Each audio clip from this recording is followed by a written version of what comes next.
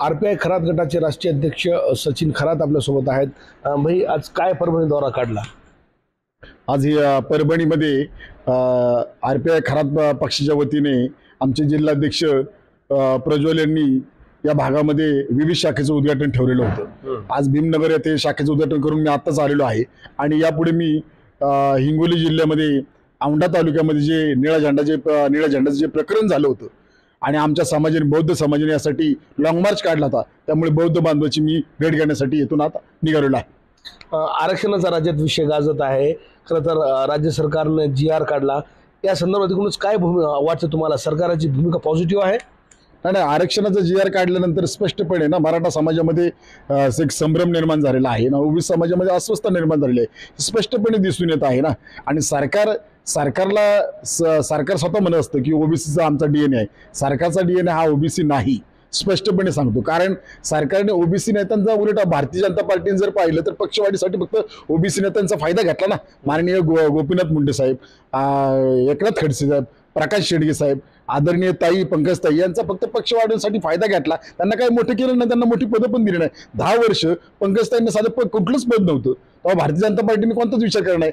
माननीय गोपीनाथ मुंडे साहेब तर खूप मोठे नेते होते, त्यांना काय दिलं भारतीय जनता पार्टीने? आज एकनाथ खडसेंची अवस्था काय झालेली आहे तर सगळ्यांना माहिती। प्रकाश शेडगे कुठे आहेत? हे फार मोठ्या लेवलचे नेते होते भारतीय जनता पार्टीने, त्यांनी पार्टी वाढवली होती। त्यामुळे भारतीय जनता पार्टी ही ओबीसी विरोधी पार्टी आहे। त्यांचा DNA हा मनुवाद DNA आहे आणि पेशवाचा DNA आहे। त्यांना उलट मी आवाहन करतोय की छगन भुजबळ साहेब आणि आदरणीय पंकजताई मुंडे यांनी तर कृपया करून RSSच्या आणि भारतीय जनता पार्टीच्या नादी लागू नये, हे माझं स्पष्ट मत आहे। उलट ते आता म्हणतात की GR रद्द झाला पाहिजे, की GR मध्ये काय गोष्टी झाल्या पाहिजे, हे मागणी करतात।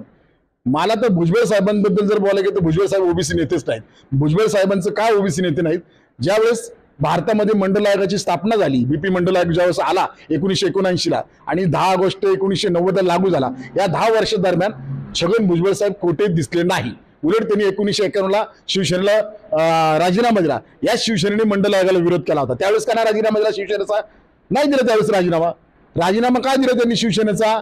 की मनोज जोशींना विरोधी पक्षनेतेपद मिळालं, त्यांना मिळालं नाही म्हणून त्यांनी राजीनामा दिला। नंतर समता परिषद काढली। परंतु या महाराष्ट्रामध्ये मंडल आयोगाची अंमलबजावणी होण्यासाठी, अंमलबजावणी शब्द महत्वाचा आहे, लागू केलं VP सिंग साहेबांनी, पण अंमलबजावणी पवार साहेबांनी केली, शरद पवार साहेबांनी। पण यासाठी चळवळ कोणी केली? महाराष्ट्र राज्यामध्ये माननीय कालकथित गोविंद पानसरे साहेब आणि बाबा आढे यांनी चळवळ केली, अभियान राबवलं, ओबीसी अभियान। त्यावेळेस छगन भुजबळ साहेब कुठे होते? कुठंच नव्हते। छगन भुजबळ साहेब स्वतःला ओबीसी म्हणून आता कधी सुरू केले त्यांनी? 1992 नंतर, समता परिषद आल्यानंतर। त्यामुळे ते ओबीसी नेते नाहीत। दुसरी गोष्ट, ते महाजातीवादी आहेत। कारण त्यांनी ज्यावेळेस 1987 त्यावेळेस जे शिवसेनेत होते छगन भुजबळ साहेब, त्यावेळी रिडलचा मोर्चा आला होता मुंबई येथे। त्यावेळेस मोर्चा आल्यानंतर ते तत्कालीन महापौर होते। दुसऱ्या दिवशी हुतात्मा स्मारक त्यांनी गोमूत्र शिंपडून धुवून घेतलं। आज ते माफी मागणार का? मी ओबीसी समाजाला, महाराष्ट्राला, बहुजन समाजाला छगन भुजबळ काय आहे हे समजण्यासाठी मी बोलत आहे।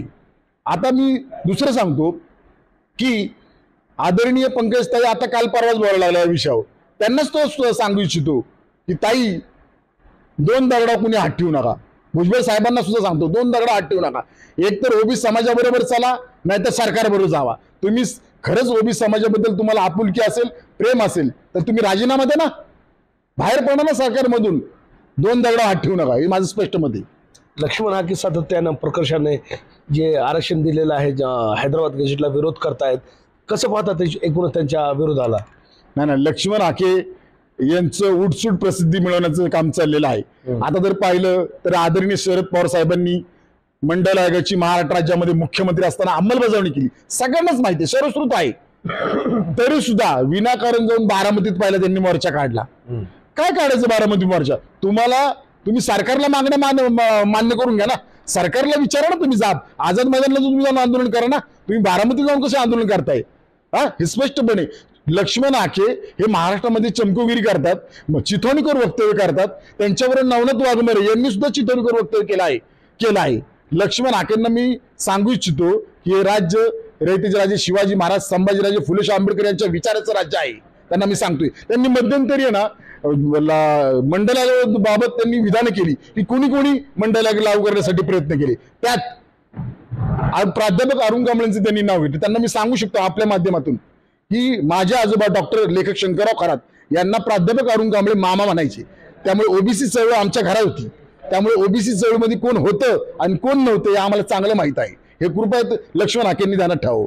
मी लक्ष्मण हाकेंना सांगतो की तुम्ही भारतीय जनता पार्टीला का नाही प्रश्न विचारत, तुम्ही भारतीय जनता पार्टीच्या विरोधात का नाही बोलत. मला तर वाटतं लक्ष्मण हाकेच मनुवादी आहेत असं मला वाटायला लागलेलं आहे. आणि ते जर मनुवादी नसतील ना ते सरकारच्या विरोधात बोलाव ना, सरकारला मागणी करावी ना.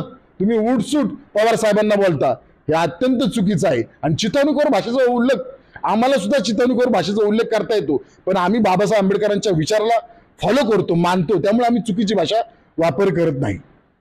तू म्हणले थेट नवनाथ वाघमारे असतील किंवा लक्ष्मण हाके या दोघांना तडीपार करण्याची मागणी करतात तुम्ही. मुळात नवनाथ वाघमारेंनी काही चुकीचं स्टेटमेंट केलं ते बोलण्यासारखं पण नाही. हे मराठा समाजाला माहीत आहे. हे असं चुकीचं स्टेटमेंट कुणी खपून घेणार नाही, कोणता समाज खपून घेणार नाही.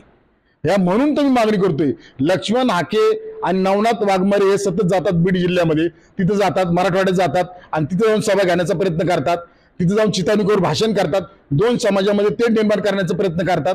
त्यामुळे माझी मागणी की अशा लोकांना तडीपार करा ना महाराष्ट्रातून तडीपार करा.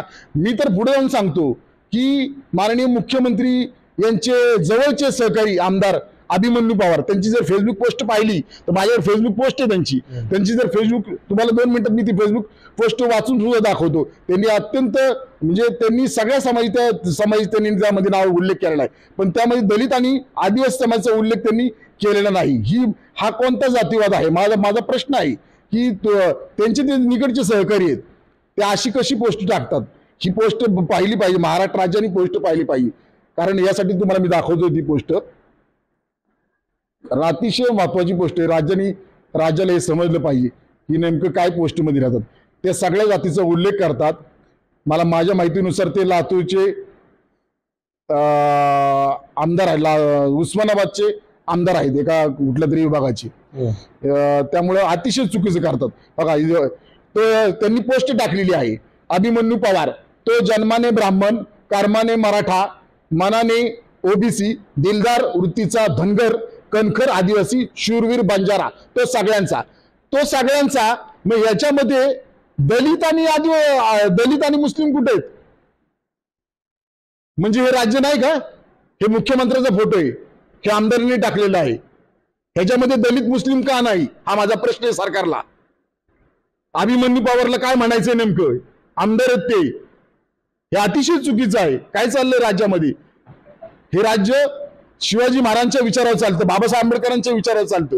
मी तर सगळ्यांना सांगू इच्छितो, मराठा बांधवांना, ओबीसी बांधवांना, मुस्लिम बांधवांना, आमच्या दलित बांधवांना, आमच्या आदिवासी बांधवांना, सगळंच आपण एक आहोत. आपण बहुजन वर्ग आहोत. आपला विरोधक वळखा काळाची गरज आहे, जो आपल्यामध्ये भांडणं लावतोय, आपल्यामध्ये अशांतता पसरवतोय. त्यामुळे आपण ओळखलं पाहिजे आपला विरोधक, वैचारिक विरोधक ते पण कोणी, मी म्हणत नाही विरोधक, वैचारिक विरोधक कोणी ओळखलं पाहिजे. त्यामुळे मी आपल्या मनातून पहिलं आवाहन करत आहे की जे वाद चाललेला आहे या वादामध्ये कुणीही चुकीचं बोलू नये, एकमेकांच्या समाजाबद्दल चुकीचे वक्तव्य करू नये, हे माझं पहिलं मत आहे. यासाठीच महाराष्ट्रामध्ये मी आजपासूनच बहुजन बंधुता अभियान चालू केलेलं आहे. मी प्रत्येक ठिकाणी मराठा समाजाच्या कार्यकर्त्यांना भेटून, ओबीसी समाजाच्या कार्यकर्त्यांना भेटून सांगत आहे की आपण एक आहोत. आपण रयतेचे राजे शिवाजी महाराज, डॉक्टर बाबासाहेब आंबेडकर आणि क्रांतीसूर्य ज्योतिराव फुले आणि राजश्री शाहू महाराज यांच्या विचाराला फॉलो करतो, अहिल्याबाई होळकर यांच्या विचाराला फॉलो करतो. आपण सगळे एक आहोत. कोणत्याही परिस्थितीमध्ये आपण सगळे एकत्र येऊन एका मुठीत हातात घालून या महाराष्ट्र राज्यामध्ये फिरलं पाहिजे आणि एकत्र नांदलं पाहिजे. कॅमेरा पर्सन सय्यद खिजरसह नझीर खान, TV9 मराठी, परभणी.